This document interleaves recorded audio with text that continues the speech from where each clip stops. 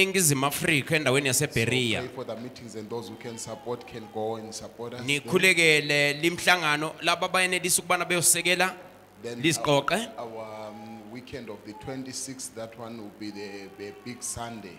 I weekend emva ka 26 okuyi 27 kuyabe kuyimhlangano wesonto la. So we'll be having two services, morning and afternoon, but next week we have one service. Iviki lesikhangele sokuba nenkonzo eyodwa kodwa nangemva kwalapho sokuba nenkonzo ezimbili. So we'll open our Bibles. Siyokuvula amabhayibheli wethu. And you remember there's also a funeral of Brother Patrick. He lost his wife.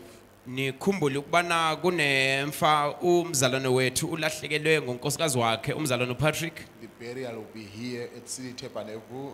The funeral procession will be here. Inkonzo yomngcwabo iyokuba khona lapha eCity Tabernacle. Then we'll be informed which cemetery we'll be going to. Sizokwazisa ukubana uzokungcwatshwa ngapi. So those will be able to come maybe say around 10 on Wednesday. It will be Abazokwenelisa ukubuya ngo10 ekseni ngolwesithathu. so we'll open our Bibles Siyokuvula amabhayibheli ethu to Mark chapter 8. kuMakho sahluko 80 We'll do verse 36. indima 36. It says, "What shall it profit a man if he shall gain the whole world and lose his own soul?" I'll ask Brother Hilary to open the word of prayer. Sizokuvala amehlo sikhothamisa amakhanda sikhuleka. Siyakubonga Thixo ongcwele, siyakubonga uNkulunkulu, siyakubonga mdali wezulu nomhlaba ngaleli thubo sinikeze lona bana size Nkosi yami endlini yakho sizokuhlangana lawe la ukhulume lathi njengokutsho kwakho Nkosi yami bana ukubothena ababili kumbe abathathu uzabe ukhona phakathina kwabo ziveze nokuzibonakalisa ngalincwadi esifundileyo Nkosi yami ubonise injongo nenhloso yakho Nkosi yami usambulele Nkosi yami kukusomandla ubukhosi lobukhulu bakho Nkosi yami sikwazi ngcono Nkosi yami siyakhuleka sibika lokubeka ukuchinyana kwelizwi kwezakho izandla kanjalo lokwamkela kwelizwi Nkosi yami bana kusisize kusiphathise kulindlela esikiyo ngegama engcwele kaJesu Kristu siyakhuleka ngokukholwa amen. Amen. We may be seated. Singahlala phansi. Last week I was preaching about a life worth living, Iviki edluleyo mbeshumayela ngempilo Just efanele ukuphilwa about the lessons of life. ngezifundo zempilo. But today I will just slow down and do a bit of teaching. Namhlanje ngizoba nenkonzo yokufundisa My kancane subject today kancane. is the paradoxes of life. Isihloko sanamhlanje kuthiwa insinda baphenduli yempilo. One of the meanings of a paradox is a mystery. Into eyinsinda baphenduli into eyimfihlakalo. It's a statement that seems to contradict itself, but is true. Inkulumo engathi yaziphikisa kodwa na yona kuliqiniso. Because here the Bible says, if a man has to gain his life, he must lose it. Ngoba kuthi umuntu kumele ukubana ethola inzuzo empilweni yakhe kumele lahlekelwe impilo yakhe. For you to gain your life, you must lose it. Ukubana wena ufumana impilo yakho That kumele on its own ulahlekelwe is yiyo. a paradox. The Bible says Kuyinsinda baphenduli. sorrow is better than laughter. iBhayibheli lithi lize lithi insizi zingcono kunokuhleka. Because in the sadness of the countenance, the heart is made better. Kuthiwa ekudaneni inhliziyo iba ngcono. Here the Bible is saying you are at your best when you are in sorrow, because your heart iBhayibheli lithi uba esimeni esiphakemeyo goes closer mawusezinsizini to God than when you are in laughter. enhlizweni ngoba kukusondeza maduze noNkulunkulu kunalapho Ecclesiastes chapter 7 usekujabuleni verse 8 uhleke. says, "Better is the end of a thing than the beginning of it." Kuthiwa kungcono isiphetho sento kunekuqala kwaso. The whole chapter 7 of Ecclesiastes then, Incwadi le kaEcclesiastes chapter 7 it shows what is better in life. ikhuluma ngokungcono empilweni. It says a good name is better than ointment, the honor is better than Kuthiwa luxury. igama elihle lingcono kunamagcobo. Your Ukuhlonitshwa kungcono your kunenotho. birthday is better than your birthday. Your funeral is better than going to a party, because there Kuthiwa ukufa kwakho kungcono kunakuya emaphathini. it is better to go to a house where there is mourning than a house where there is partying. Kuthiwa kungcono ukuya emzini lapho kunokulila khona Because kunokuya endlini lapho abantu There nokujabula your khona. heart is reminded about the end of all men. Ngokuba inhliziyo yakho ikhunjuzwa ngesiphetho Says, sabo bonke abantu. wisdom is better than wealth. Kuthiwa ukukhalipha kungcono kunokuceba. Our life is full of paradoxes. Impilo zethu zigcwele Even into our ezingazwisekiyo. salvation is a paradox. Nosindiso lwethu kuyinto Because we wonder engazwisekiyo. how God who made heavens and heavens could not contain him can fit in a small space in your heart. Kuthiwa kuyamangalisa ukubana uNkulunkulu wadala izulu nomhlaba engakwana kanjani endaweni encane yenhliziyo yakho. How he became poor so that through his poverty we may be rich. Ukubana yena waba mnyanga ukubana thina sibe ngabacebileyo. He became homeless that through his homelessness we may have a heavenly home. Wayengenandawo yokuhlala ukubana ngalokho nathi sithola ikhaya emazulwini. He died so that we may live. Wafa ukubana thina siphile. He had a crown of thorns so that we may have a crown of Waba glory. nomqele wameva ukubana sibe nomqele He wegolide. said, I thirst, yet he made the rivers. Uthi ngomile kodwa nenguye owayedalila imfula. And in his great thirst he brought waters to me. Ekuwomeni kwakhe wandethela amanzi okuphila. He paid a debt he did not owe. When I owed a debt I could not pay. Wabhadala isikweleti esingasosakhe mina nginesikweleti engenelisi ukuzibhadala. And when he descends from heaven it's so that we may ascend. Wehlele vele emazulwini ukubana nathi senyukele emazulwini. And God who created man in his image was created in the image of man also. uNkulunkulu owadala umuntu ngomfanekiso wakhe wazidala yena ngomfanekiso And the wabantu. creator was created in the womb that he created. Umdali wadalwa kuleso sisu ayesidalile yena. When he came on earth, children died for him. Those were 2 years and so forth, but then he died for them. O abantwana abancane babenyaka emibili nje bafela yena laye wabafela. He took the things that we could not keep so that he can give us what we cannot lose. Wasipha izinto esingenelisi ukuzigcina wasipha lezo esingeke silahlekelwe And yizo. by his stripes we are healed. Ngamanxeba akhe silisiwe. He came to this world so that he may take us to heaven. Weza kulomhlaba ukubana esithathe esise He ezulwini. was born in the flesh so that we may be born in the spirit. Wazalwa enyameni ukubana sizalwe He ngokukamoya. was born of a woman so that we may be born of God. Wazala ngowesifazana ukubana thina sizalwe He ngokukaNkulunkulu. became a son of man so that we may become sons of God. Waba yindodana yomuntu ukubana thina sibe ngamadodana He kaNkulunkulu. became a man of sorrow so that we may have a life of victories and joy. Waba yindoda ezinsizwa ukubana sibe nempilo yenjabulo He nentokozo. was made sin so that we may have righteousness. Waba yisono ukubana thina sibe nokulunga. He was cursed on earth so that we may be blessed above. Waqalekiswa kulomhlaba ukubana sibusiswe ngaphezulu So thina. when you study life, it's a paradox on its own. Mawufunda ngokwempilo kuyinsinda And the baphenduli. prophet says the start of human life is one of the greatest things that a person can start to watch the nature of people. Kuthiwa ngumprofeti ukufunda impilo yabantu kungenye into ephakeme ukufunda Many people ubuntu are babantu. looking for life's meaning.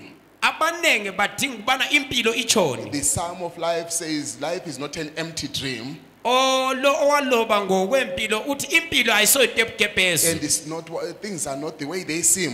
Njalo into akuyilokho okubonayo. Life is real, life is earnest. Impilo kuyinto So yangempela. life is a journey. Every day your life must Impilo count. uluhambo, impilo yakho iyabalwa. So I believe that a Christian is God's billboard. Ngiyakholela ukubana uMkristu libhakani Each likaNkulunkulu. one of us is God's billboard. Omunye nomunye wethu libhakani likaNkulunkulu. We must simply live a life that makes people hungry to be like you. Kumele siphile impilo ezokwenza ukuthi abantu belambele lokomela ukufana So nawe. if Christianity is a journey, you should not go in IsiKristu whirlpools, luhambo. in cycles of failure all the time. Awumelanga uphile impilo yesigombolozi sokwehluleka But nokwehluleka we are ngazonke isikhathi. spiritual astronaut. We are going to heaven. Kodwana singabantu bakamoya abaya ezulwini. God is watching us in a spiritual screen. uNkulunkulu uyasibuka esimeni sikaboya. Now life is a war. Impilo yimpi. Even if you have lost a battle in life, don't lose the war. You fight again until you win. Bengabe bekunqobile wena vuka ulwe And if you uzunqobe. fall, you must rise and fight again. Ungawa vuka ulwe kanjalo. Life is a drama. Impilo ingumdlalo. As the drama of your life is unfolded, Umdlalo wempilo yakho your uvezwa nje. background cannot determine your destiny. Imbali yakho yakudala ngeke isho ukubana Because iphambili yakho God has kanjani. already predestinated you. Ngokuba uNkulunkulu sekumisele It's phambili not by your nakudala. doing or your abilities, but what He has Aso done for ngokwenza you. kwakho kumbe ngamandla akho. Life is like sailing on life's soul and main. Impilo ifana nokuhamba The endleleni. soul of man is like a ship that sails on the sea of time. Njengomuntu osesikepeni eselwandle. The wind your sails determine the direction. It can take you any direction. okwesikepe sakho kuyakuqondisa kuyiphi indlela. But we are glad that we are anchored in Jesus. Siyajabula ukubana sigxile kuJesu. So the storms of life may come. Iziqotho neziphepho zempilo A zingeza. Christian is not tossed about, but it does not run from place to place. It does not uKristu pass off you. akazulazuli egijimalela A le. Christian rests. uKristu ungumuntu onokuphumula. Life is a pilgrimage. Impilo Don't allow the things of this temporal life to stop you from an eternal goal. awuvumeli into zalumhlaba ubana zikuvimbele kusinqumo Put your saphakade. priorities right. Yenza izinqumo zakho zibe Give me ngezilungileyo. a preacher, give me a Christian, give me a housewife. Nginikeze umshumayeli, nginikeze That owesifazana is a ongumKristu. Christian. Give me a farmer or factory worker. Nginikeze umuntu ongumlimi kumbe umuntu That will osebenza put God first in everything. ozobeka uNkulunkulu kuyo yonke I into will show you qala. a man that is successful in life in spite Ngizobonisa umuntu ozokuphumelela of empilweni. what the devil can put on him. Kungenani ubani uSathane ulethani He kuye. seeks God first. He must. God Udinga is first uNkulunkulu in his life. maqala, uNkulunkulu ngokuqala empilweni yakhe umuntu onjalo. Life is a university. You keep learning every day. Impilo yenyuvesi uhlala So ufunda don't ufunda despise nokufunda. even the weakest brothers. You can learn a lot from them. Ungazosola abazalwana ababuthakathaka, ungafunda okukhulu kubo. Christianity is a race. IsiKristu ngumjaho. There is a race I must run. There are Ukhona victories to be umjaho won. omele ugijime unqobe. Don't get tired before the finish line. Ungadini ungakafika We'll emaphethelweni. get tired when we have finished our course. Uzokudinwa suphelile Don't umsebenzi. be stagnant. Move every day in your life. Ungahlali ndawonye, qhubeka ngempilo. Life is a mystery that can only be explained by the word of God. Impilo iyimfihlakalo icasiswa nje kuphela ngelizwi And when you are in lenkosi. Christ, you are a mystic to all others. Ma ukuKristu uyimfihlo kubo bonke abantu. And the purpose of life is a life of purpose. Injongo nenhloso yempilo inhloso nenjongo yempilo. It's not like living a drifting life, but a Awu- life that is surrendered to Christ. impilo nje yokuzulazula kodwa na impilo yokuzinikela Your kuKristu. life is an application letter for the next life where you are going as you Impilo live. yakho You are applying kuyincwadi for hell or for heaven. yoku-apply ukubana uyesihogweni kumbe The uyezulwini. way you are living, you are actually applying where you are going. Indlela ophila ngayo kuyincwadi yoku-apply ukubana uqondaphi. Life is a series of experience. Impilo igcwele izehlakalo. As each experience, you must have an experience with God that takes you higher and Isehlakalo higher. umele ube nesehlakalo noNkulunkulu esokuphakamisela ngoNkulunkulu. They say life is a roller coaster because of its ups and downs. Bathi impilo iyehla iyenyuka. But in your ups and downs, your next Kusehla down kusenyuka. must be higher than your last down. Ukuyehla kwakho kumele kube So, kuphakeme Though you ukwedlula go down, you keep going okungaphansi. higher down, but higher and higher. Uyabulokhu uqansa ngezikhathi usehla uqansa. Life is not a flowery bed of ease. Impilo ayisonto yokuhamba bushelele. Things are not going to be on a silver plate. Into azibuya kalula. You must fight as a Christian. Kumele ulwe njengomKristu. There is a war that you must fight. Kukhona impo omele uyilwe. Things are not going to be rosy Into aziuhamba bushelele. because life is a stairway. Ngokuba impilo inale We ingamalele. are climbing Jacob's ladder. Ugada ilele lika Every Jacobe. ram gets us higher and higher. Kuyabe uphakama uqansa. Life is a story. The story of your life. Impilo kulindaba. The devil must not put his ink there. Usathana melange bhala ulutho ngempilo yakho. But mercy rewrote my life. Kodwa umusa uyokubhala kakutsha I will impilo live yakho. such a life of holiness Kophila impilo until yobungcwele. all those I come in contact with will know that I've been in contact with Christ. Ukubana labo engiyoxhumana labo bayakwazi ukubana ngadibana noKristu. Life is a great big canvas. You are the one who puts the paint of how it should be. Impilo ilembe elikhulu nguwe ozokufaka ukuthi uzofuna So ikhala if you bani. don't like the person you are becoming, you still can become the person you want to be. Ma ungathandanga ubuntu onabo ungaba ngulobo You obufunayo. must ask yourself that who is molding your life? Umele uzibuze ukuthi impilo yakho ibunjwa Your ngubani. life must be in the hands of Christ until the devil has not touched your life. Impilo yakho kumele ibe sezandleni zikaKristu. Usathane engabi nathuba. Life is a maze where there is a crisscrossing of roads. Impilo ikuhlangana hlangana nje kwendlela. And the choices we make, we shall become those choices. Izinqumo zenzayo ziba nguwe. In church ages, Sadducean church, the prophet says life is a labyrinth, it's a maze, a crisscrossing parts of roads. Umprofeti uthi impilo ikungenana kwendlela lokuphumana lokungenana kwendlela. And life is the great teacher. kuthiwa impilo ngumfundiso You omkhulu. must learn the lessons of life. Kumele ufunde izifundo Because zempilo. even nature itself teaches you things of God. Ngoba yona imvelo ikufundisa into zikaThixo. Life is a walk, it's a closer walk with God. Impilo uhambo maduze Every noNkulunkulu. day you must walk with Jesus. Ngazonke insuku uhamba noJesu. Like Enoch walked with God Njengo Enoch wahamba and he was noNkulunkulu. not found. Akasafunyanwanga. We can come so close to God until the devil doesn't know what Ungaphila to do with maduze you. noNkulunkulu sathane engasazi ukuthi enzeni ngempilo But the yakho. greatest thing I've found in Christian life is letting the Holy Spirit lead and guide you. Into enkulu engibonileyo empilweni kubona umoya engcwele uhola His nokukhokhela. works are marvelous.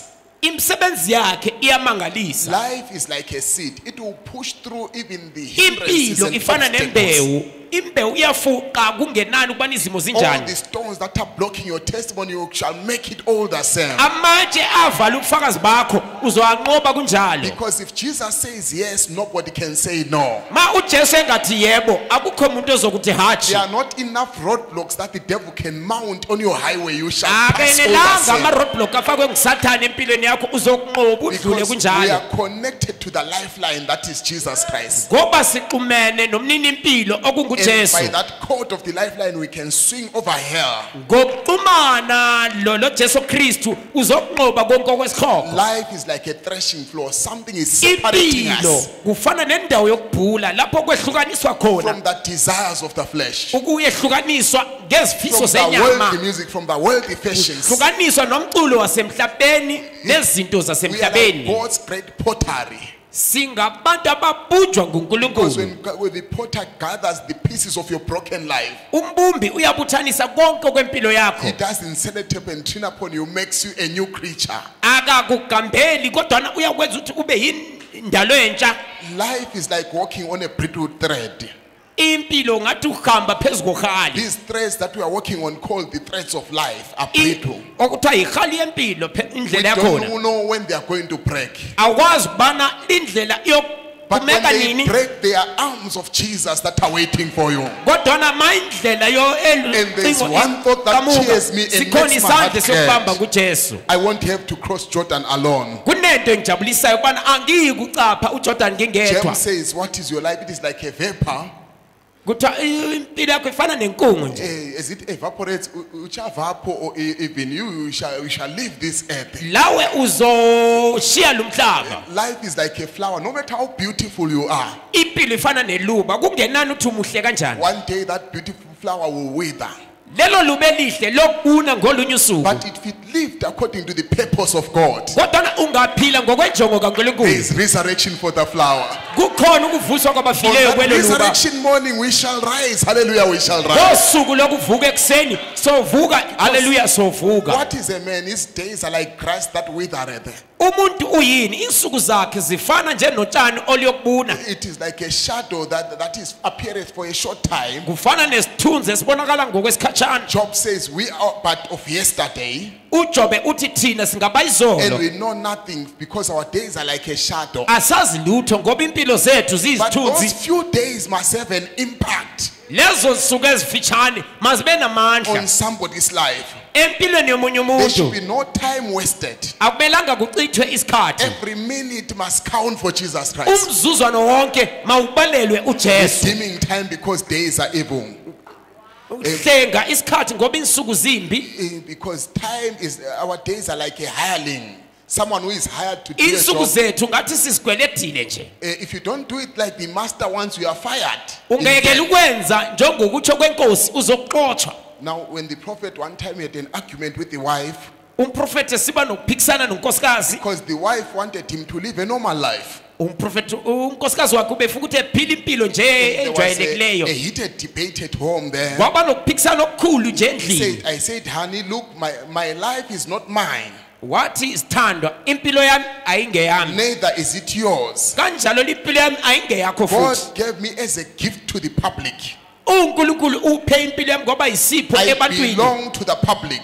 Ngingumuntu wabantu. Now, whatever you do with that's between you and God. ongakwenza ngalokho sokukuwe It's noNkulunkulu. not me, I'm a man, but the Akuyimi spirit mina ngingumuntu nje. that's in here is a public service of God to you. Kodwa na umoya ophakathi kwami kungumsebenzi You can kuwe. receive it or refuse it. Whatever you do Ungawamkela with it, kumbe that's ulahle up to you. ukuthi uyenzani ngakho So he ngokwakho. was not living his own life. Wayengaziphilela impilo He yakhe. was hired by God. Wayekwelethwe His nguNkulunkulu. body, our hands are his hands. Izandla zethu Our ngezakhe. eyes are his eyes. Amehlo akhe Our life is his life. impilo yakhe ngeyethu. He put his life in us. Wabeka impilo yakhe kithi. We live the life that he would live if he was here in So on earth in phila. physical form. Impilo ayiphilayo makukuthi ukhona lapha ephila That's why ngokwenyama one day yena. the Spirit of God took over and said, Yikho umoya kaNkulunkulu wabusa wathi. I'm the Lord that raised Christ from the grave. Wathi ngiyinkosi eyavusa I'm uKristu the one that kwabafileyo. sent the Holy Spirit. Yimina engathuma umoya I'm the one ongcwele. that gave the promise. Yimi enganikeza Brother isithembiso. Branham has nothing to do with this. Umzana uBranham akanalutho He lokwenza surrendered kulindaba. his life to me. Wadela nje impilo yakhe I'm kimi. using his spirit and talking through his lips. Ngisebenzisa umoya wakhe nokusebenzisa It's umlomo either you wakhe. surrender to Christ or you surrender to the devil. Mhlawumbe udela impilo yakho kuSathane kumbe But your uyidela life is kuNkulunkulu. not your own. Kodwa impilo le ayingeyakho. Isaiah says our days are like a tent that appears and then is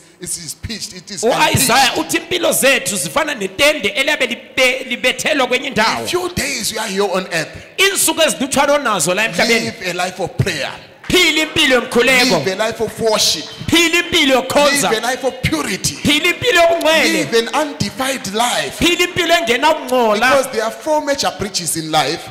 Ngoba kunamabhlorho angu4 The first empilweni. one is birth. Ibhlorho lokuqala The devil ikuzalwa. failed to stop that one. uSathane wehluleka So he ukulimisa lelo must bhlorho. never stop the next one of salvation. Akumelanga evimba ibhlorho elilandelayo losindiso. Because after that breach of salvation, Ngemva kwebhlorho you losindiso have eternal security. sunokuphepha All kwaphakade. things will work together for good for you. Zonke izinto zokusebenzela kahle Then there is a kuwe. breach of marriage also. Kuze ke ibhlorho lesithathu And the lomshado. breach of death or the rapture, but across Kube that breach there is ne- no more sorrow. Kube nebhlorho lokufa kumbe nokuhlithwa.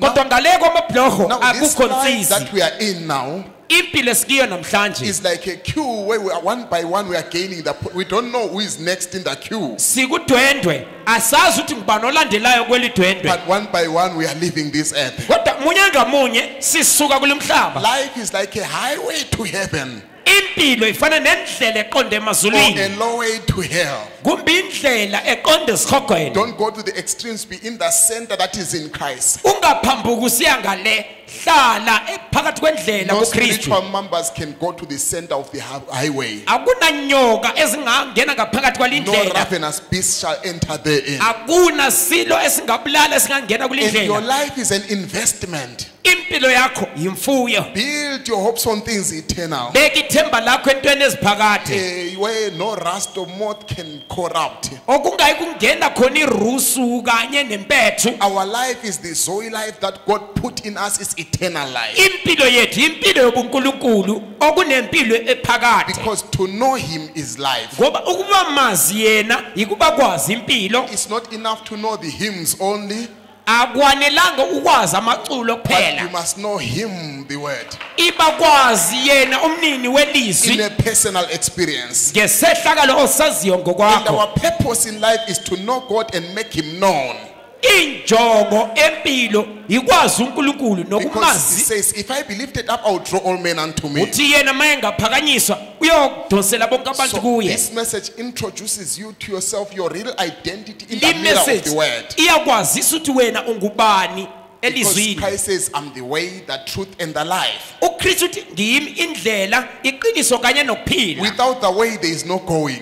Kungenandlela awuyindawo. Without the truth, there is no knowing. Kungenaqiniso awazi lutho. Without the life, there is no living. Kungenampilo akukho So kuphila. Christianity is a new birth. IsiKristu ikuzalwa kakutsha. It is a war. It is a new garment. Kuyimpi kuyisambatho Your, esitsha. your life is a Bible. Impilo yakho liBhayibheli. Your life is the only Bible that a lot of men and women will ever read. Impilo yakho liBhayibheli eliyokufundwa So ngabantu. just act the way and do so. Christians are supposed to live an example of what Christ is. amaKristu mele phila impilo ebonisa ukuthi uKristu ngubani. Because if Christ is in the human heart, he will certainly live his own life there. Ma uKristu esenhlizweni yomuntu kusho ukuthi uKristu uzophila leyo mpilo kulowo And muntu you become your thoughts. ebe ngumcabango wakho. So don't allow dirty thoughts. Ungazovumela imicabango Don't allow ebolileyo. vulgarity and evil imagination. Ungazovumela inhlamba But lemicabango put emibi. on the mind of Christ. Wena thatha umqondo Then you kaKristu. shall live a victorious life. Uzophila impilo yokuqoba. Your life goes the direction of your words. Impilo yakho iyohambisana If you namazwi say you akho. shall be blessed, you shall be blessed. Ungasho ubana If you uyobusiswa say you are uyobusiswa healed, you impela. shall be healed. Ungathi ngiyokusila If you say you uyosila. will make it, you shall make it. Ungathi ngiyonqoba uyonqoba impela. Your life is a pulpit. Impilo yakho inkundla The prophet yokushumayela. says, let your life be your pulpit. Kuthiwa impilo yakho mayibe inkundla There yokushumayela. sisters can preach Lapho odade by ningashumayela. holy clean living. Ngempilo engcwele emsulwa. Life is like a great symphony. Impilo isifoni. Everyone has an instrument they are playing. Omunye nomunye unesitsha Someone may asebenzayo. be carrying a small triangle just going cling, cling, but it's Omunye- part of the whole picture. Omunye ukumbe usebenzisa instrument Someone may encane be the yabikhala drums going kancane kancane. boom, boom, boom, but you are part of the picture. Omunye ngabe phethe ingungu Someone may be the ezithaya. voice preaching, but you are part of the picture. Omunye ngabe enephimbo But lokushumayela don't be kodwa a- nawe ungumshumayeli. Don't be a discord in the symphony of God.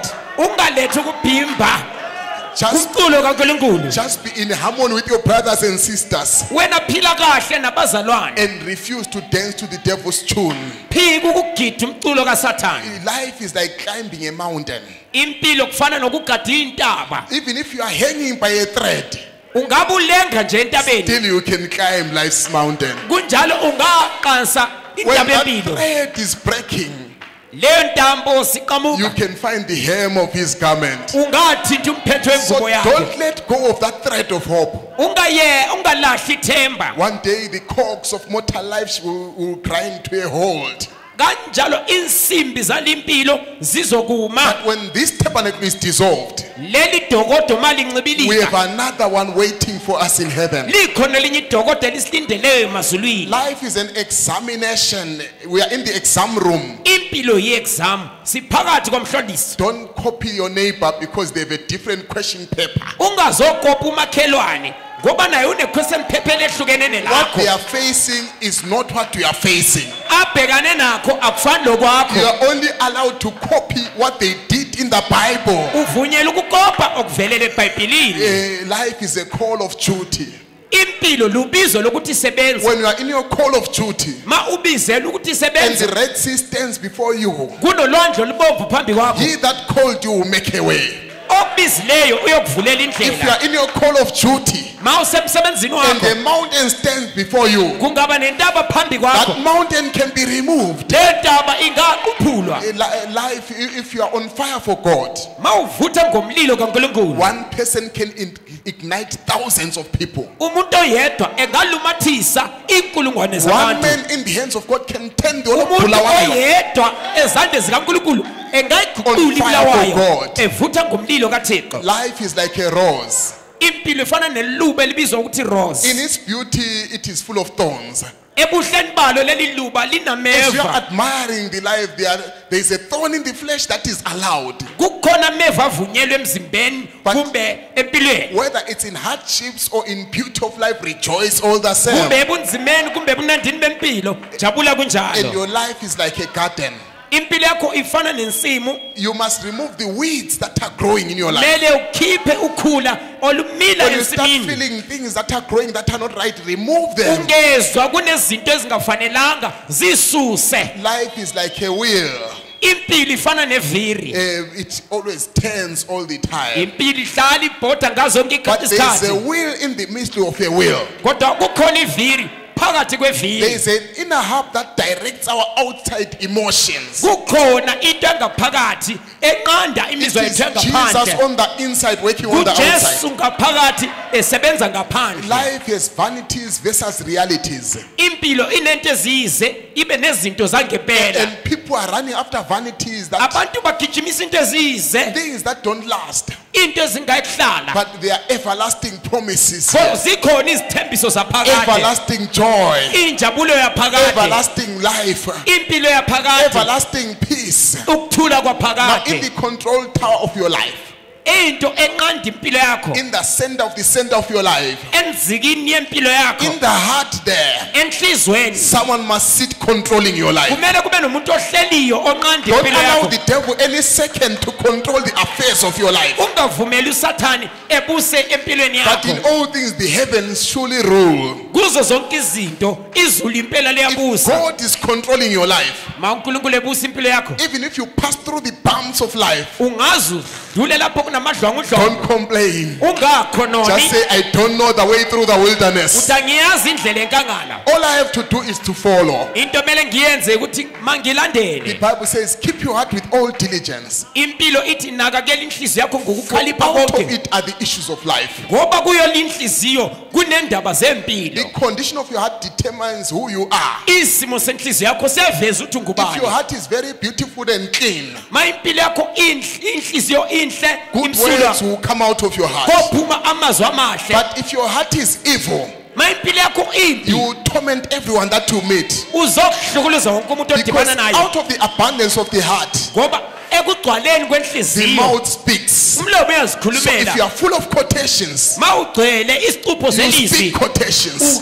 ukhuluma You okwelizwi sing quotations. uhlabelela You okwelizwi dream quotations. uphupha You isicupho dress zelizwi scripture. ugqoka Your house ngokombhalo is full of scriptural pictures. umuzi wakho ugcwele izinto zelizwi Because your life is controlled from the book of life. ngoba impilo yakho the water of life, from the tree of life, namanzi okuphila isihlahla Which sokuphila is Jesus Christ, okungujesu the kristu author and finisher of our faith. umlobi lo He is the isiqalo water of nesiphetho life sokholo to lwethu us. And when you drink, the thirst for the things of the world disappears. ungamanzi okuphila ma unatha kuye ukoma konke A kophela halfway life is the most miserable thing there is. impilo engaphelelanga impilo enokudana By the way, kakhulu there is no such a thing as a halfway Christian. kanjalo akukho mkristu ongaphelelanga You have never seen one and you will never see one. akekho njalo awuyikubona It's onjalo either you're a full-time Christian or you're not a Christian at all. ma ungumkristu sibili ma ungasomkristu awusomkristu And happiness does not consist on how much worldly goods you own. injabulo ayiveleli ukubana unothe kanjani It's how content you are with the portion that is allotted to you. injabulo ivelele ukuthi usuthiseka kanjani kulokho okuncane In other words, olakho happiness does not come from your neighbor or from your pastor, from your husband. injabulo ayiveleli kumfundisi kumakhelwane kumbe Happiness kumkakho is a state of the heart. ukuthi injabulo ivelele esimeni As long senhliziyo as you have Jesus in your heart, it's all right. ma unojesu kulungile As long as you have his hand to hold. ma unesandla sakho uthi As long sibambe as he washes over your soul. ma ebheka umphefumulo wakho nje Now, kuphela in life, there's a law of contrast. empilweni kunomthetho ophikisana The black man of Africa never knew he was black in his skin umuntu omnyama onsundu wala eAfrika ubengazi ukuthi ungumuntu until omnyama he had seen David Livingstone. lapho realized he edibana was noDavid black. Livingstone wananzelela ukuthi Because Livingstone was white. wananzelela ukuthi ngimnyama ngoba uLivingstone It's a wayengumlungu law of contrast. kungumthetho You ophikisana never know how to appreciate day and appreciate sunlight until you had a cloudy day. awusoke ujabulele ilanga uzuthola usuku lapho kungenalanga khona You never know how to appreciate righteousness unless you had some unrighteousness. awusoke ujabulela ukulunga ngaphandle uzudibane nokungelungi You never know how to appreciate good health unless you had awuyi you were sick at some kujabulela time, bad health. impila kahle ngaphandle uzugule That's the reason I think we appreciate heaven so much, because we have lived here on earth. ngikho siyokujabulela izulu ngenxa yobana siphilela That is the law of emhlabeni contrast. ngumthetho ophikisana The reason we appreciate the Holy Spirit so much tonight isizathu sijabulela umoya engcwele ngalesi is sikhathi because we live so long in a church that told us there's no such a thing. yikuthi saphila kakhulu kumabandla asitshela ukuthi awukho umoya engcwele The reason we appreciate today is because we have seen the other side. yikuthi sesike sabona olunye uhlangothi I live this Christian life and I appreciate it because I've seen the other side. I don't want to go back there. indlela enjabulela ngayo impilo yesikristu kungenxa ukuthi ngeke ngabona enye impilo yangale yolunye uhlangothi angifuni ukuya kiyo Everybody wants to be loved. wonke umuntu ufuna ukuthandwa I tell you the truth, I do also. ngeqiniso nami ngiyafuna I ukuthandwa want God to love me. ngiyafuna ukuthi uNkulunkulu endithande I want the people to love me. ngiyafuna abantu ukuthi bendithande That's exactly the truth. yebo lelo liqiniso If impela God loved me, uNkulunkulu endithandile then people will love me. abantu bayandithandile And if I love his people, nami ngathanda abantu then you bakhe will love me for doing it. lami uzondithanda ukukwenza lokho God would rather I love you than love him.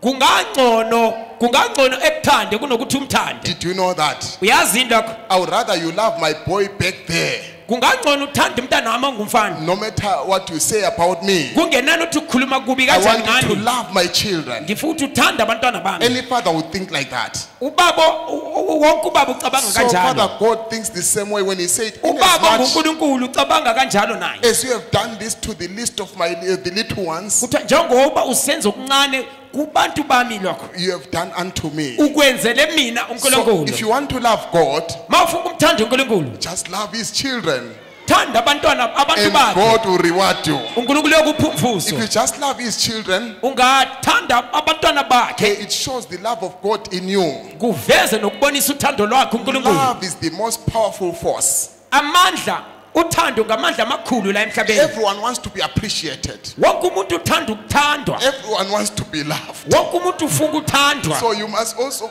there is something bigger than loving being loved kunento enkulu kunokuthandwa is loving other people. wena thanda abanye Love is so great uthando lukhulu that even when a mother is about to die, nomama sesiyakufa no matter how you are injured in life, kungenani ukuthi ulimele kanjani you empilweni don't fail to take care of people around you. awehluleka ukunakekela abantu abaduza nawe Listen, my brother, even if you are angry with your wife, lalela mzalwane you still uzondela provide umkakho for that family. kumele unakekele You imuli yakho still love it all the same. uyamthanda enjalo Even if life has injured you, nempilo sike yakulimaza it does not remove the good that is in you. makungasuswa kuhle kuwe So in life, you must think carefully before you hurt somebody, empilweni cabangisisa kahle ungakaphazamisa omunye umuntu because they may be the only support that you have in life. umuntu ongabe ufuna ukumphazamisa engaba isisekelo sempilo yakho Life is about determination. impilo indaba If you yokuzimisela are determined to make it, ma uzimisela ukunqoba God will make sure you make it. uNkulunkulu uzoqiniseka ukuthi Even if you uyoqoba have no means, the anointing becomes the means. ungenayo indlela uNkulunkulu yakupha ugcobo lube In indlela the battle of Isandwana, they had no guns, but they had the guts, and God made them overcome.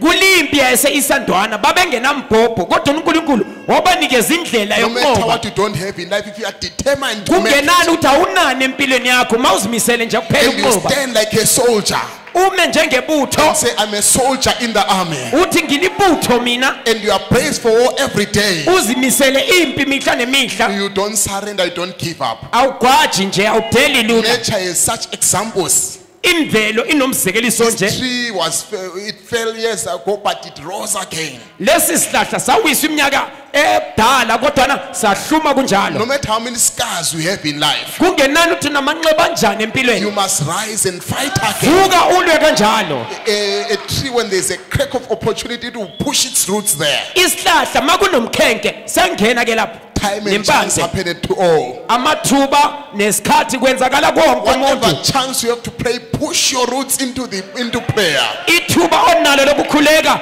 fuqela impande Push zomkhuleko away, push every obstacle away from you. fuqa yonke into yabe kuphazamisa You iyekhathana must have the faith that tears the roof that covers Christ, iba nokholo olukhipha uphahla oluvalela and uKristu say, phandle whatever it takes, I will make it. uthi kungenani ngizokunqoba Like a chick that is beating the shell.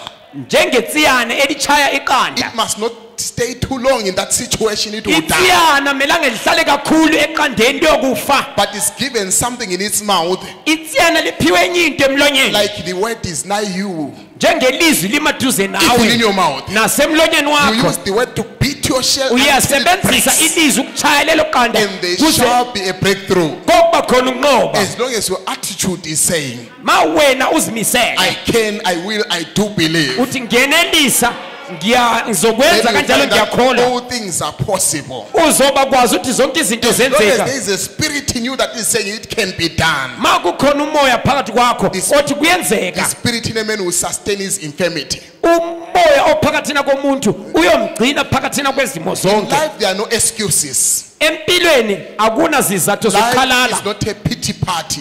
impilo ayisonto yophonga Don't uyeqayeka blame the way you were born or your parents or whatever. ungazobeka amacala kubazali uthi ngazalwa kanje kwatsha In kwacima whatever state you are in, as long as you isimo say, onaso As long as you say it can be done, kuphela wena ma uthi kuyenzeka you can overcome your deficiencies. uyanqoba izimo You zakho can overcome your infirmity. uyanqoba ukwehluleka kwakho Don't live a life of excuses. ungaphili impilo yezizathu But a zakho life of determination. phila impilo yokunqoba When Sister Mtetwa had a cervical cancer, udade lo udade She wethu Mthethwa refused to wayene sit at home. cervical cancer waphika she ukuba lokhu came esidlalele that endlini Sunday as sick as she was, weza ngesonto egule njalo and she was healed, and up to now she's healed. wasiliswa namanje lokhu And esilisiwe the lepers said, if we sit here, we die. abanobulephero abane bathi singahlala la And sokufa God amplified their footprints. uNkulunkulu wabeka isisindo God kumanyathelo can abo amplify your efforts in life. uNkulunkulu ebeka isisindo kumzamo yakho Esther yempilo who said, if I perish, let me perish. jongo Esther wathi mangibhubha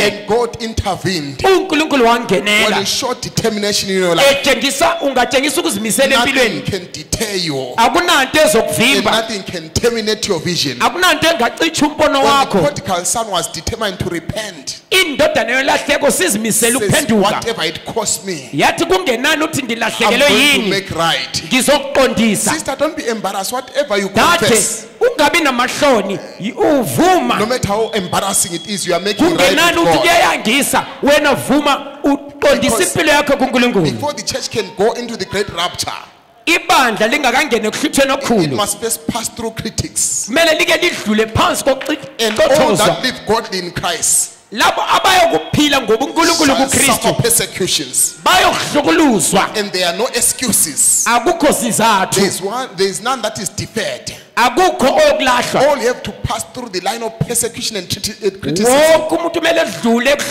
ekuhlukuluzweni But nokucothozwa if we pass through with such a life that critics cannot point their fingers to anything that's true, kodwa ungadlula phakathi nakokuhlukuluzwa abacothozayo bengenanto bangakhombela kuwe then you move to the great wall of fame. uzongena esigodlweni sokunqoba Don't make excuses in life. ungaphunga kuba nezizathu zathu empilweni yakho If you say I'm an orphan, Esther was an orphan, but she made it. ungathi ngiyintandane uEsther wayeyintandane kodwa wanqoba kunjalo If you say you're outcast, the four lepers were outcasts, but they made it. ungatsho uthi ngilahliwe ngabantu abanobulephero abane babelahliwe kodwa banqoba Mordecai kunjalo was just a security guard, but he made it to promotion. uMordecai wayengumahobho kodwa wanqoba kunjalo Some of you say, I have a past.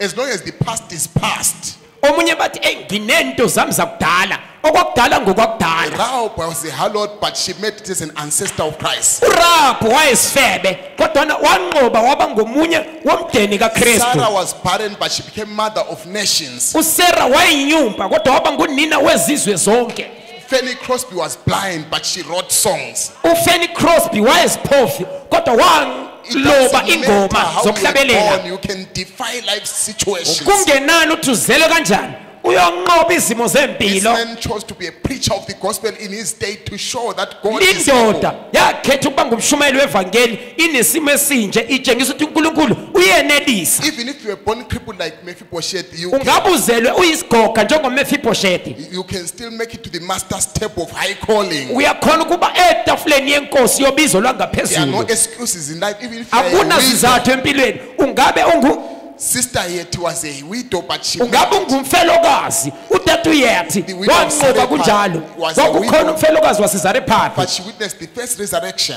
kodwana wabona ukuvuswa kwakuqala There are no excuses in life. In whatever akuna zizathu empilweni station you are in, you can make it. kusimo okiso uyanqoba kunjalo You may be born poor, but not as poor as Brother Branham was poor in a log cabin.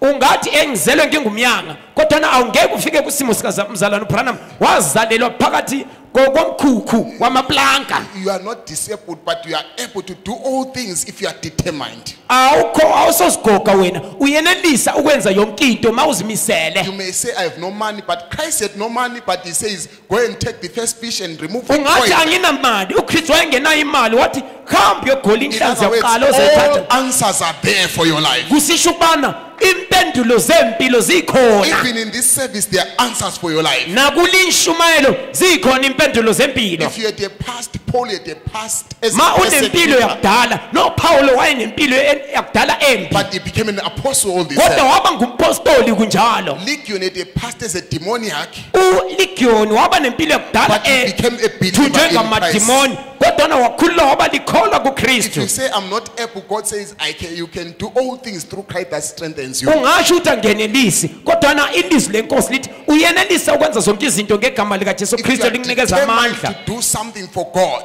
ma uzimisela ukusebenzela uNkulunkulu God does not work with cowards and those with excuses, uNkulunkulu akasebenzi namagwala nabantu abanezizathu zakhe but He works with those who are determined. usebenza nalabo abazimiseleyo If you say you are weak, let the weak say I'm strong. ungathi ngibuthakathaka obuthakathaka makathi If you ngiqinile say you are poor, let the poor say I'm rich. ungathi ngingumnyanga omnyanga makathi nginothile Some of you are saying, giving an excuse that my English is not good. The prophet's English was not good, but he has changed the whole world. abanye bathi angikwanisi nokukhuluma isikhiwa kodwa umprofeti wayengenelisa ukukhuluma isikhiwa esihle kodwa waguqula umhlaba wonke Some of you say people don't love me. Even abanye bathi abantu abanithandi as long as you are loved of God, you love the unlovables. kuphela ma uthandwa nguNkulunkulu kuhle ngoba uthanda labo When abangathandwayo it comes to serving God, there is no excuse. Even if the, masokufika ukusebenzeleni uNkulunkulu akunazathu even if the combi fees go high, you come to church. imchofu ingazi ikhwele uyabuya enkonzweni kunjalo These people came even when they were floods because they laba knew, bantu bazi enkonzweni kugcwele amanzi amafloods they enkonzweni knew they could not miss their blessing. babekwazi ukuthi abafuna ukulahlekelwa isibusiso sabo In life, you can never say, I'm too old. Abraham was old and empilweni stricken with angeke death. ukuthi sengiguge semphelile uAbraham wayeguge You waphela are never too late with God. awukaphuzi kuNkulunkulu You must never give up no matter how weak you are. ungalahli ithemba kungenani ukuthi ubuthakathaka You kanjani keep pressing with God. ubeka kuNkulunkulu Even if you think you are nobody, ungaze uzitshela ukuthi awungumuntu God wena can change nobodies to somebodies. uNkulunkulu uguqula abanjalo abangasobantu bebe ngabantu Even if you are sibili full of temper, God can work that with temperance and make you perfect. ungabe ugcwele ulaka uNkulunkulu uyakusebenza kahle nokubekezela ekuguqule Some of you will say, I'm just a maid. umunye uthi mina ngiyincekukazi There ekusebenza is a maid who endlini told Naaman that there is a prophet in Israel. ikhona incekukazi eyatshela uNamani ukuthi kukhona uprofeti You kwaIsrayeli at your post of duty, no matter tholakala what. Don't give usemsebenzini wakho any excuses. in life. unganikezi isizathu zathu empilweni yakho Even if you are sick, you can preach the word and be healed ungabe as you are ugula preaching. shumayela ilizwi ugula njalo Even if you uyosila have no money, you can amen the word. ungenamali vuma amene Even if elizwini your husband is persecuting you, you can lo mkakho rejoice. engabe kunqinda wena khonza uNkulunkulu People may kunjalo say, Pastor, you don't know our circumstances. abantu bengathi mfundisi awuzazi izimo I'll zami point you to Jonah's circumstances. ngiza kubonisa izimo zikaJona Everything was against him. yonke into yayiphikisana But he naye says, those that observe lying vanities, uJona wathi ababheka into eziyize they forsake their mercy. bayolahlekelwa ngumusa Some of you will say, I'm too young. abanye bathi ngimncane kakhulu Josiah was 8 years old, uJosiah wayeneminyaka but engu8 he ruled in Israel. wabusa kwaIsrayeli Maybe parents were still beating him because they could kumbe not spare the abazali rod. abazali babemshaya njalo But the king was ruling all this time. kodwa eyinkosi enjalo ebusa This story is about the man who, the father of KFC there. lindaba ngekababa owe-KFC He lived a life of failures and regrets, but he was waphila impilo yokwehluleka he was nokusola determined that kodwa someday wayezimisela ukuba ngolunye usuku it's going to change. koguquka When he was now 65 years old, seneminyaka engu-65 he just discovered that I failed in life. wazibona ukuthi sehlulekile ngempilo He says, let me do, but there's one thing I'm good at. wathi kunento eyodwa engiyaziyo That is in frying chicken. wathi ngiyazi ukukhazinga inkukhu You must discover what you are good at. wena dinga ukwazi into oyaziyo That is your advantage. yilo ithuba If you lakho are good at reading the spoken word, ma ukwazi ukufunda ispoken word write on that. wena sebenzisa If you khonokho are good at praying, ma ukwazi ukukhuleka that is your advantage in life. yili ithuba lakho empilweni You can kusebenzise start from there and overcome. qalela khona lapho uyokunqoba When men were united and they were building the Tower of Babel, abantu sebebuthene babambana beyakha umphongolo because of wasebhabheli their determination, ngenxa yokuzimisela kwabo God said nothing shall be withheld from these people. uNkulunkulu wabona labantu akunanto God abazoyekwehluleka were united in wrong things, but they were so determined until God said babebambene kwinto engayisiyo kodwa uNkulunkulu wathi they shall be successful. bayokuphumelela He had to confuse them. uNkulunkulu waletha ukudideka phambi More kwabo if we are united in good things. singabambana kuzinto ezinhle ke So this year, praise for good, for well. kulumnyaka And don't give Zimisele. excuses about life. unganikezi isizathu zempilo.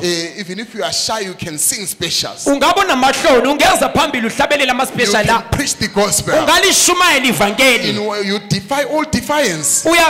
Uyaphikisana nakho konke You okuphikisayo. may say, I've made too many mistakes. Ungasho ukuthi sengenzile amaphutha amanenge. Peter had made too many mistakes. uPetro wayenza amaphutha amanenge. But God gave him the keys of the kingdom. uNkulunkulu wamnikeza izihluthulelo Let zasemazulwini. me say this. Mana ngeke ngisho If lokho. you are walking in the light, Mawuhambe ukhanyeni. having fellowship with God Unobudlelwano and with noThixo these people, nabantu bakhe. and the Holy Spirit is upon you, Umoya engcwele ukuwe. you will meet obstacles right in the path of duty. Uzohlangana nezikhubekiso emsebenzini wakho. But don't stop. Ungami kodwa. Keep pressing on. Ubeka.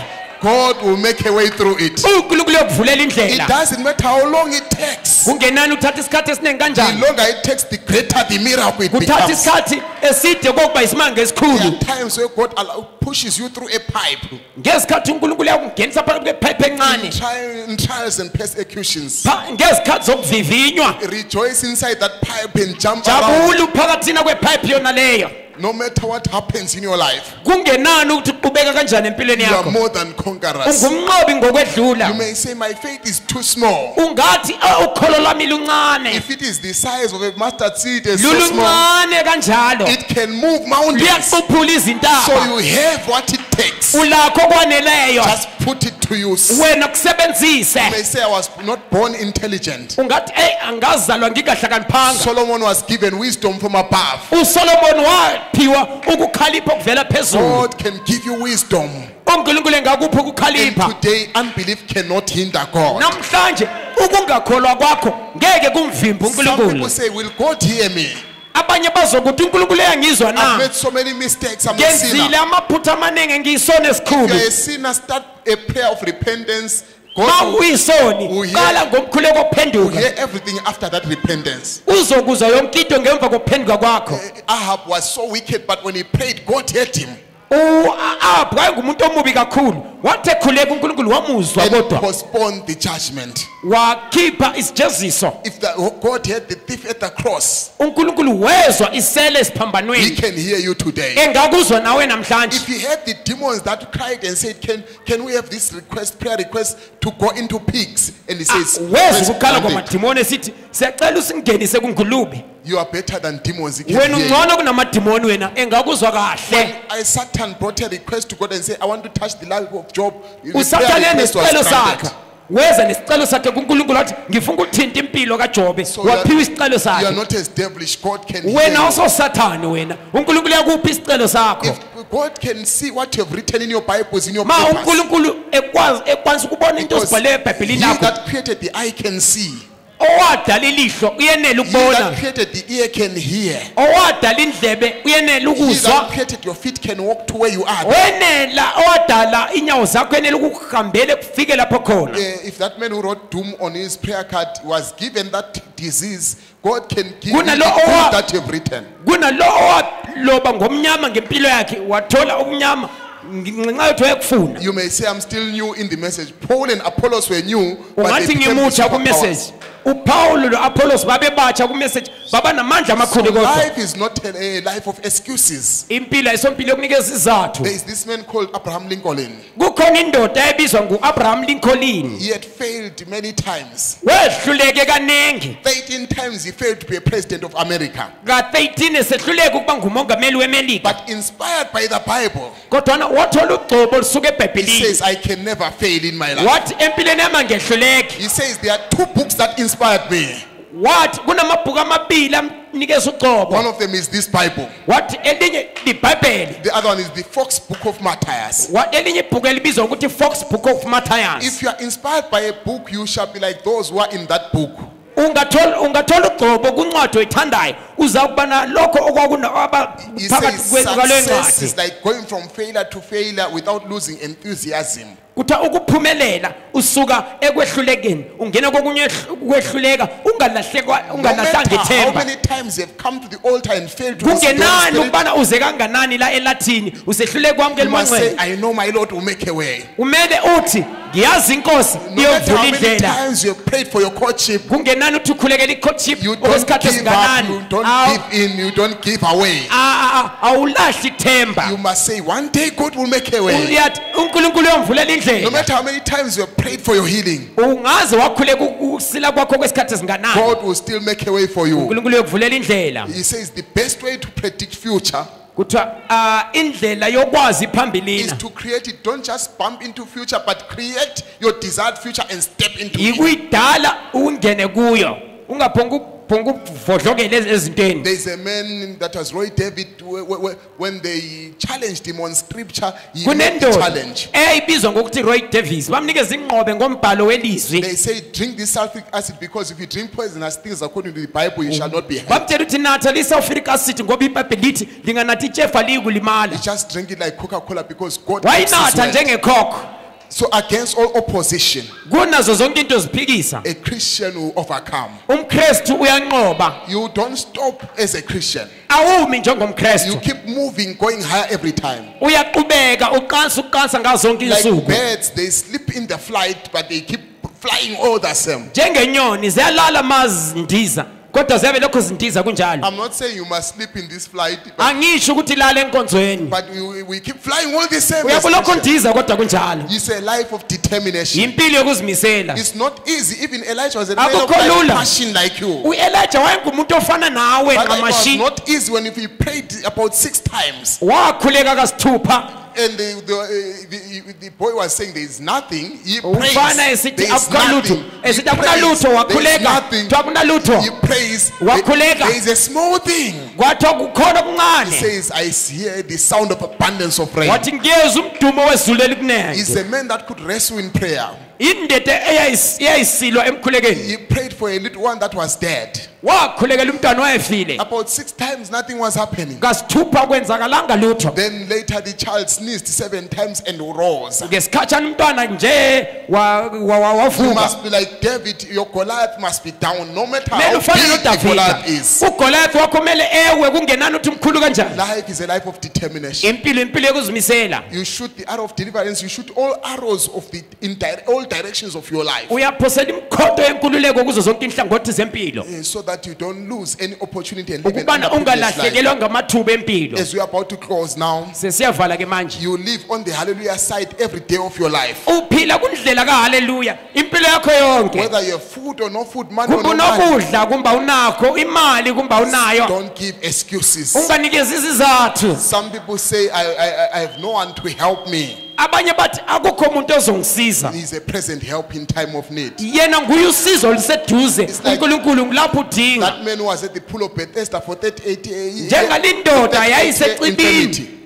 yayisecibini leBethsaida inesifo okweminyaka He was engu-38 saying there's no man to help me. indoda lethi akukho umuntu But ongangisiza when the help came, it was a man 33 years who was, when the disease was 38 years. usizo lubuya kwakuyindoda eneminyaka engu-33 kona umkhuhlane wakhe iminyaka Don't engu-38 despise the instrument that God will use to help you. ungasoli isitsha uNkulunkulu ayosebenzisa ukuthi sikusize About those who had given water to Christ, when I was hungry, he gave me something to eat. kulabo ababenikeza amanzi kuKristu ngilambile lanikeza okuthile When the prophet okokudla narrates about their life of sacrifice, sekukhulunywa ngempilo yabo says, yokuzinikela don't fail to get this church.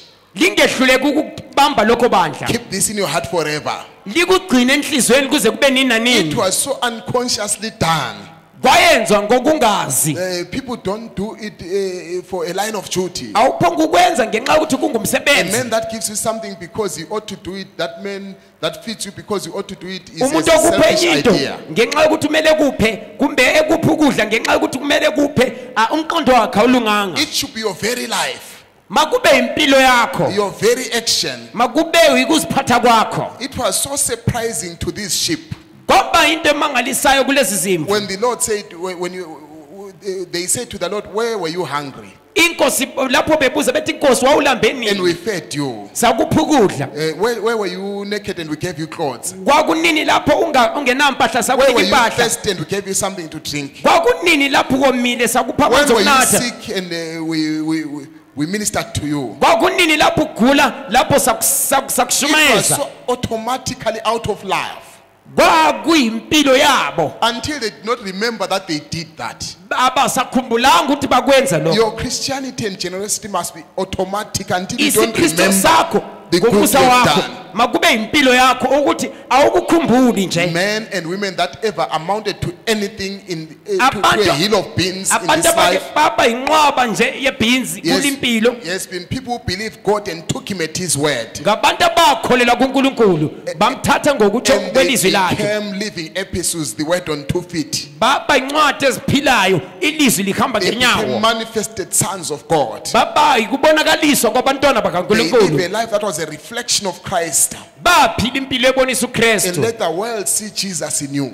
umhlaba mabona uJesu phakathi Don't kwakho live an underprivileged life, ungaphila impilo ekhatshana namathuba but akho live a life of service. phila impilo Because yokukhonza if you are determined to see Jesus, God will make you able to mawuzimisela see him. ukumbona uJesu uNkulunkulu uyokuvulela indlela uthi umbone Even in adversity, naphakathi you kokuphikiswa still can make it in life. uzokunqoba kunjalo empilweni If you don't give up, no matter what comes in your path, mawungalahli ithemba kungenani ukuthi kuzane empilweni you yakho must never be tired before the work is done. ungadini umsebenzi ungakayenzwa No matter what challenges are across your path, kungenani ukuthi kunengqobe bani empilweni you yakho can bulldoze by faith.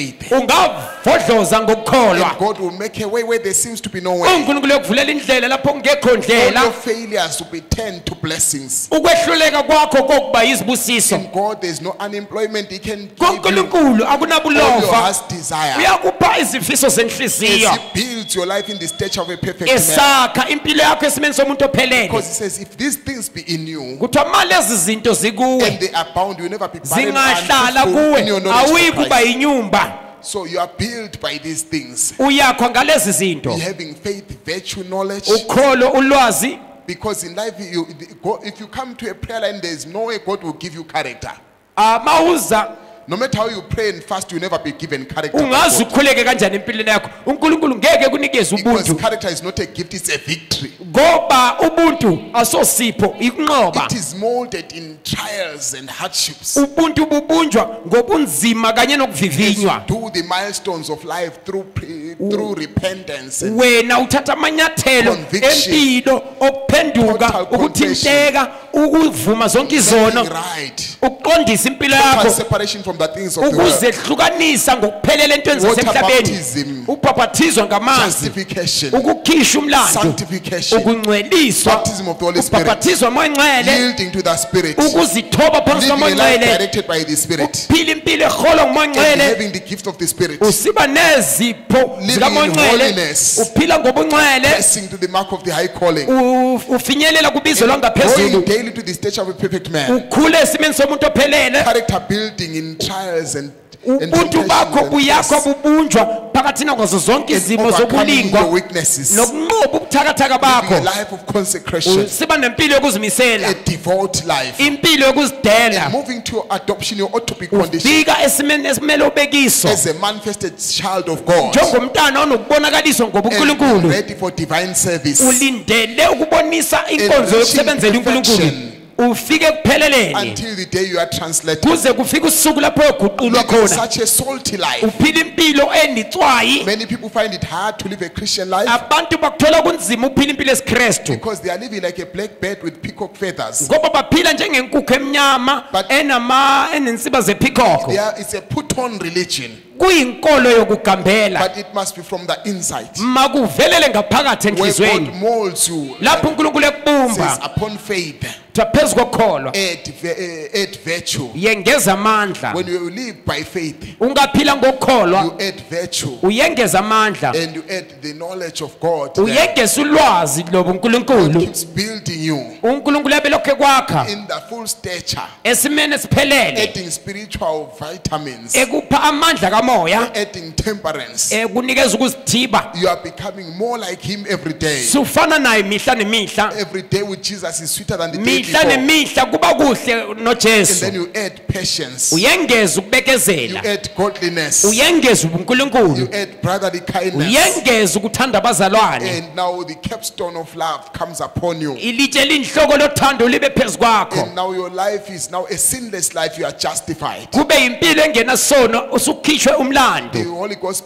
beats you until you reflect the image of Umoya Christ. engcwele uyakukhanda uzuveze nokubonisa ubuntu bukaKristu. Let the world see Jesus in you. Umhlaba mawubona iJesu empilweni As we yakho. stand to our feet. Siphakama ngezethu It's not inyawo. only your children that are watching, Akungabantwana bakho but abakhangeleyo. your neighbors are watching also. Omakhelwane bakukhangele. Not only your neighbors are watching, Hatsho omakhelwane nje kuphela. your associates that work with they are watching. Abantu osebenza nabo bakukhangele. People at your church are watching you. Abantu okhonza nabo bakukhangele. People you do business with at markets are watching. Abantu oyenza nabo amabhizinisi After your emakethe confession, babona ukuthi uphila we should ngesiKristu na. always reflect Christ. Impilo yakho ibonisa uKristu na. Whatever happens in your life, turn your eyes on Jesus. Kungabe kusenzakala nempilweni yakho And your- wena bheka kuJesu. Your entire life must be hidden in Christ. Impilo yakho yonke mayifihlwe kuJesu. Then you have lived a life that has an impact. Kanjalo suphile impilo Your enesindo. life is not your own life. Impilo le yakho ayingeyakho. God can move you from poverty to riches. uNkulunkulu uyakusisa ebuyangeni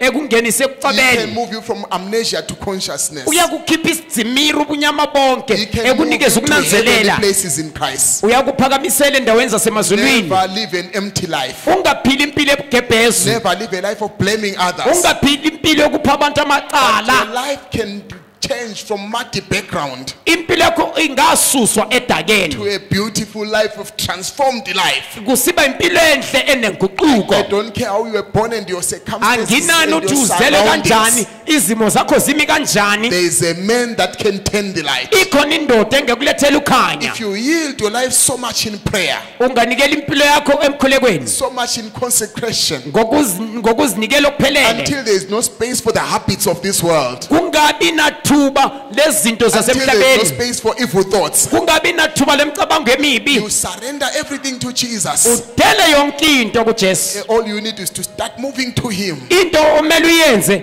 mawuye kuye. You will take care of the rest in your life. Uyonakekela yonke into Though ngawe. you have failed in many years, Ungabe uyahlulekile iminyaka eminingi. don't ever give up in life. Ungazogwajalula You say empilweni. that I'll make it in life. Ungathi ngiyomnqoba empilweni. All circumstances can be defied by your words, Izimo zonke zonqotshwa ngamazwi because akho. they overcame by the blood of the Lamb Ngoba banqoba ngegazi lemvana and the words of their testimony. kanye namazwi okufakaza So kwabo. I'm not waiting for the economy to be okay for me to prosper in Christ. Angilindeli ukuthi umkhono mulunge ukuthi ngiphumelele kuKristu. I'm not waiting for a new currency for me to have a foreign currency. Angilindeli ukubana kuleyo That's why I mali. declare that this year there will be courtships and marriages even Yikho in this ngimemezela economy. ukubana kokuba khona ama-courtship nemshado That's why I umkhono declare munje that all backsliders will come back. nalabo abahlehlele emuva bayokubuya. That's why I declare that even the incurable diseases can be healed because the great physician is here. Nemkhuhlane engasilisekiyo iyosila ngoba inyanga enkulu ikhona We are la. not going to bow to any situation. Asikukhothamela izimo Like at Shadrach, Meshach, and Abednego, njengoShadrach, uMeshach no-Abednego. they refused to bow. Baphika ukukhothama, They refused to burn. baphika ukutsha, And they refused the smoke of fire. baphika umnuko We wentuthu. refuse to give up. Siyaphika ukukhothama. Listen, young girl, in your weakness, Lalela ntombazana, ubuthakathaka kunjani. God can give you strength. uNkulunkulu uyakupha amandla. In your poverty, Ngobuyanga God can give you riches. uNkulunkulu uyakunikeza ukuceba. Life is a journey. Impilo luhambo. Let's move on to greater heights. Asambeni. Don't look at the things that are past. Ungabheke emuva. Like Paul says, this one thing I do, uPaul uthi ngenza I ntonye. forget the things that are past. Ngiyakhohlwa ngilibale ngokwa Forget your abortions. dala. Libala ukhohle ngokukhipha Forget isisu. your adultery. Libala ukhohle There is the ngobufebe. blood of Jesus. Likhona igazi I likaJesu. see a crimson stream of blood. Ngiyalibona igazi That likaJesu. blood of Jesus Igazi likaJesu can cleanse every sinner today. liyagezisa zonke izono God, namhlanje. Holy Spirit, Amandla kaMoya can Ngcwele transform your life now. ayaguqula impilo No yakho matter how you manje. have failed your exams, Kungenani uthi uyehluleke kanjani ama-exam. write until you pass. Bhala uze unqobe. No matter how you have failed to live right with your wife, Ukuthi uyehluleke kuphila kuhle nonkosikazi. love her and love her until Mthande, your life mthande. is sweet Impilo there. yakho izibenhle No matter how kuye. you have argued at home, Kungenani liphikisane kanjani your endlini. marriage can still be a beautiful Eden. Umshado wakho ngaba yinsimi yaseyideni enhle. Don't give up, my sister. Ungaphela amandla Your dade. prayers can change your life. Umkhuleko yakho yaguqula Don't give impilo up, my yakho. brother. ungalahli ithemba It's mzalwane never too late with God. awukaphuzi Even kuNkulunkulu now, Lord, nakhona manje those Nkosi who need the Holy Spirit can receive it. abadinga umoya ongcwele I behamkela believe this morning, ngiyakholelwa ngalikuseni the God I'm preaching about is here. uNkulunkulu engishumayela ngaye emaye Every lapha sick person can be healed. wonke ogulayo engasila The God I'm preaching about is here. uNkulunkulu engishumayela ngaye He is emaye with you lapha in your exam room. uyabe nawe If ku-exam the room God I'm preaching about is here, ma uNkulunkulu engishumayela ngaye you won't go lapha back home the same. awubuyele endlini Even ufana if you are a newcomer, ungabe umutsha you can make your decision ungenza isinqumo and say it's enough now. I'm not going back to sokwanele the ngibuyele things emuva of the world. entweni I zasemhlabeni made my decision, brother. ngiyenzile isinqumo In 1997, now ngo-1997 I've lived more sengiphile kakhulu in the message kumessage than outside the message. kunaphandle Oh, kwemessage what a sweet life, brother. impilo emhle This life is 1,000 times limpilo more than inokukhulu the life out there. kunempilo yangaphandle Don't be a emhlabeni compromiser. ungabi Be an ngumyekethisi old-time Christian. iba ngumkristu Are you ready wasemandulo to pray now? ulindele ukhuleka As na you close your eyes and speak to him sivala amehlo and say, sikhuluma Lord, laye I was not born to suffer. unkulunkulu angidalelwa I was ngikuhlupheka not born to live a hard life. angizalelanga ukuphila impilo But like a yokuhlukuluza flower that is living for its purpose, njengeluba liphilela I'm injongo going to beautify my corner of life. ngizwenza impilo yami I'm ibe going to nhle. rejoice night and day. ngizojabula ibusuku I nemini don't want to live a life of memories. angifuni ukuphila impilo I don't ekhona want to live a life of ngifuna sorrows. ukuphila impilo Because ensizi he bore all my sorrows. ngoba wathwala zonke Jesus izinto zami paid it all. wabhadala konke You ujesu don't owe anything to the devil. awuna sikweleti You don't nosathane owe anything to Satan. awuna sikweleti Your nosathane healing was paid for.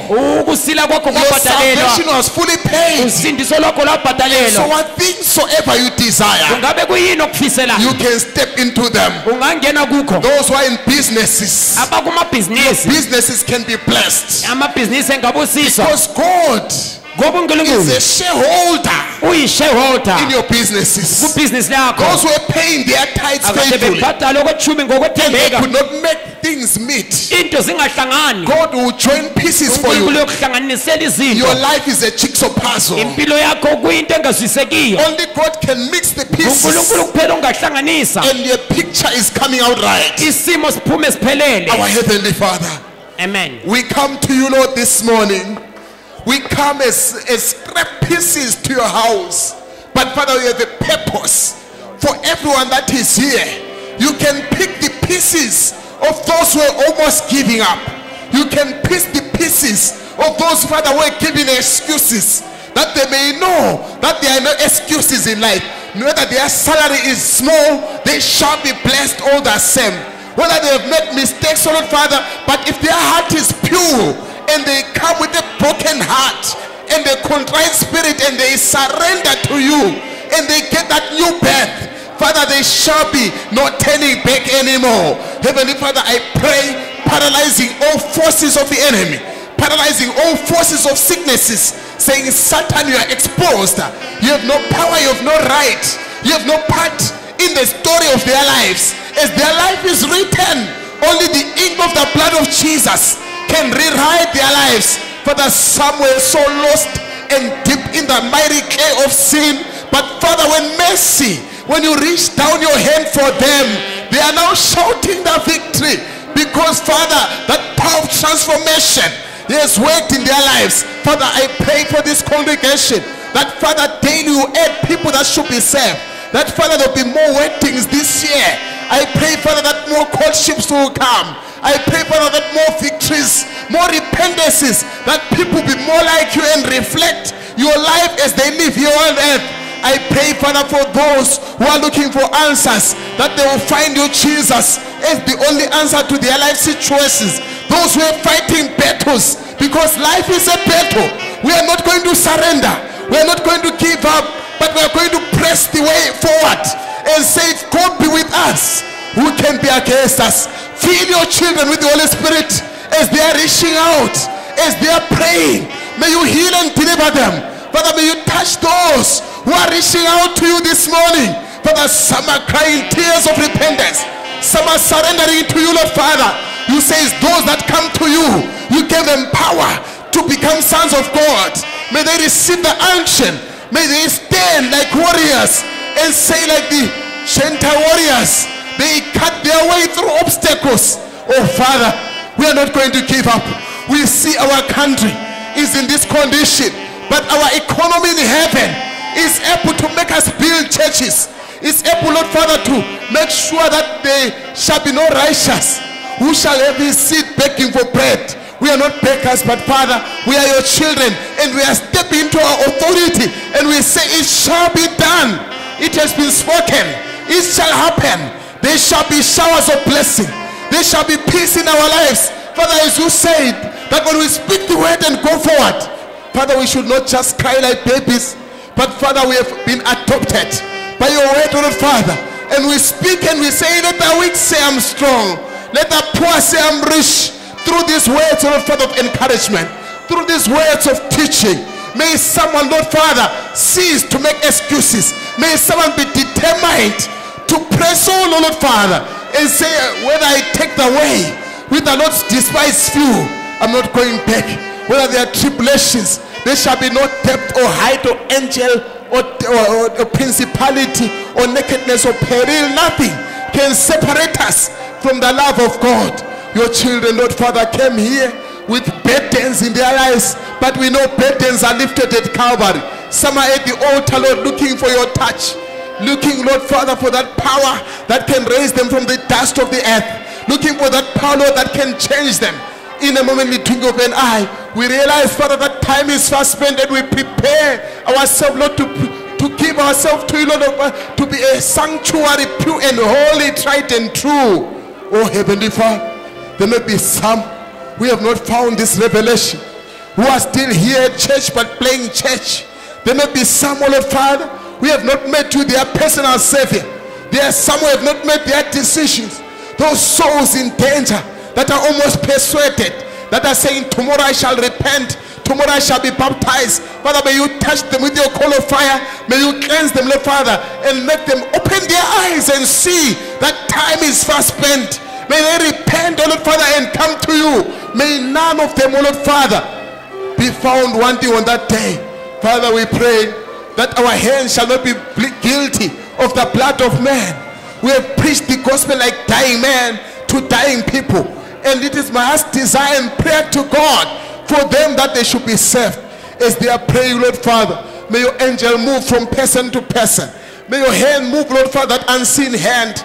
May you remember your children in their hardest trials, Father, in the darkest hour of their lives, so Lord Father, may they know that you are the same yesterday, today, and forever. May they know that you are a God of war, a God that fights their battles. As we are sailing in the sea of time, we know the lifeboat soon is coming to gather the jewels home. We know, Lord Father, that the toils of the road shall seem nothing when we stand, Lord Father, in that morning, on that resurrection morning, and we shall tell the story how we overcome. Father, we may not understand it now, but we shall understand it better by and by. Here are your children. They are looking at this year, Lord Father, and they are speaking, oh Lord Father, positive words about this year. They are speaking, oh Lord Father, about their victories. They are speaking, oh Lord Father, about their deliverance. They are speaking about their healing and salvation. They are speaking about their Holy Ghost baptism. Father, may they step into what they have spoken. Because, Father, you are a high priest that is touched by the feelings of their infirmity. This year, Lord Father, I pray that as City Tabernacle will move higher than we have found before. As all churches, oh Lord Father, we shall build, oh Lord Father. We may have failed, but Father, we will never give up, because Father, it's never too late.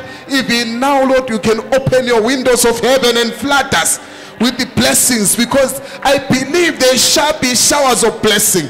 I believe, Father, this is a year of visitation. It's a year of inheritance where your children shall rise and possess what belongs to them. Teach us to pray, Lord, like never before, not like weary people, because the Bible says, if my people who are called by my name shall humble themselves, I will hear from heaven. You say it again, that those that wait upon the Lord shall renew their strength. They shall run and not be weary.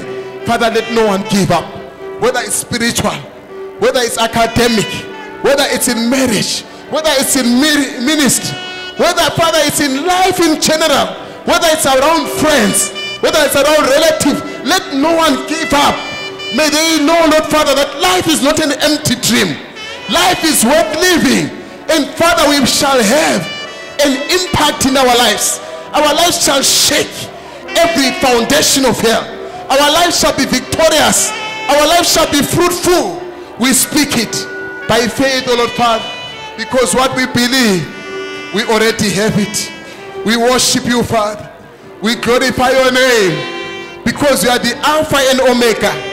You are the beginning and the end. Take over, O Lord Jesus, and bless your children. May it not just be a service where they pray and go home, but may something happen in the center of their hearts. May something stabilize them. May something fill them in their emptiness. May you take over, Holy Spirit, and bless everyone. We worship you in Jesus' name.